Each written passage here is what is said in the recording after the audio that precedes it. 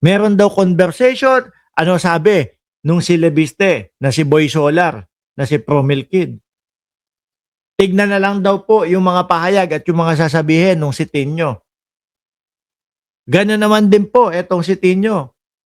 Hahayaan na daw po niya si Lebiste ang magsabi at magpakita ng mga ebidensya. Mga nagtuturuan lang ho, mga natatakot na makasuhan no, mga bossing. 'Di ba? Kasi kung talagang ikaw, alam mo sa sarili mo, panalong-panalo ka diyan sa ebidensyang hawak mo, lalabas ko agad yan. Si Erice, sino naman ang tinuturo? Ang itinuturo naman ho, si Toby Chanko. Turo-turuan lang ho, mga bossing. Paano mo papaniwalaan itong mga ito? Di ba? Kaya ano po sabi ni Senator Panfilo Lacson, from Adrian Bersamin to Leandro Lebiste to Orice, Tino Ping Lacson call claims versus Marcos, triple hearsay. Chismis. Wala naman po kasi. Alam niyo ho, mga kababayan, sa nakikita ko po, 2026 ngayon, no? Kaumpisahan ho ng taon ng 2026. Hindi mapapatanggal ang Pangulo. No? Ang ending ho nito, matatapos din ng Pangulong Bongbong Marcos yung kanyang termino, mga kababayan. At dahil po sa tiwala ng mamamayang Pilipino, naniniwala ho ako na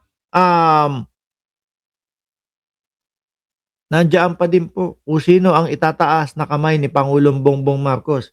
Doon po ang boto ng Pangulo. At naniniwala ako dahil nga po talagang nagkakamabutihan magtrabaho. Itong pink at pula, magsasanib puwersa yan ng tuluyan po sa 2028. At ang matitira, mga kababayan, yung mga DDS. Yan, sila-sila. Kung makakalusot po sa impeachment, mga bossing. Pero kung hindi po makakalusot sa impeachment, mga kababayan, baka po isang Robin Padilla ang patakbuhin nila para po sa pagka-presidente. O yan, di ba yan ang sinusulong ni Panelo na tumakbo si Robin Padilla sa pagka-presidente kung sakali daw na hindi lumusot. Ngayon, nagsusorry na si Robin Padilla o doon sa mga kabataan na sinabihan niya ng weak. Mahihina daw ang iyakin. Sorry siya. Bakit? Yun, binalikan siya. Pinost yung mga pag-iyak-iyak niya. No? Pati yung mga pagsasabi niya ng mga depression. Nung araw po namin, hindi po namin alam yan. Depression na yan. Tapos, ayan. Depressed. Bakit? Dahil daw po doon sa pagkakasangkot ng pangalan nitong si Bungo at si Bato de la Rosa na kasabwat daw po ni dating Pangulong Duterte. Padilla, sorry for weak youth remarks. Biglang bawi. Kaya ako naniniwala ako kay Mariel ho talaga sa asawa nito. Hindi deserve ng mamamayang Pilipino ang isang Robin Padilla. Nako, maraming salamat po. Kung sakali na totoo yung sinasabi ninyo na hindi natatakbo ang isang Robin Padilla, malaking tulong po yan sa mamamayang Pilipino. Sabi ni Karina Akain, no? Ano sabi? Salot daw si Robin. Si Robin ay salot ng lipunan. Hindi totoo yung sinasabi natin, mga bossing. Ito, mga mahilig, mga magbitaw na mga kung ano-ano, mga hindi pinag-iisipan. Tapos, ayan, pagka niresbakan, sorry, ang ending. Pero napahanga ako ni Robin Padilla. Nag-donate siya ng 1,000,000 piso. Kung di ako nagkakamali, doon sa bilang 1,000,000 piso para po doon sa mga nasunugan. Pero para sa akin, totoo, yung sinasabi nyo. Sinasabi nating lahat, wag na nga lang talagang tumakbo si Robin Padilla. Hindi maintindihan kung ano po talaga gusto Noong eleksyon ng 2025, ayaw sa dinastiya. Nung narinig ang vice-presidente, 3 Duterte tatakbo, okay na daw ang dinastiya.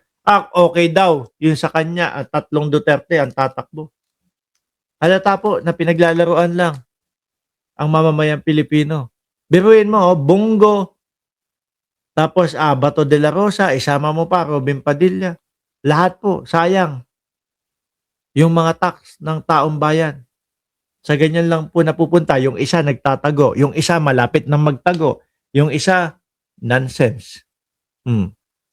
Sayang ho. 'Di ba? Sabi ni Anami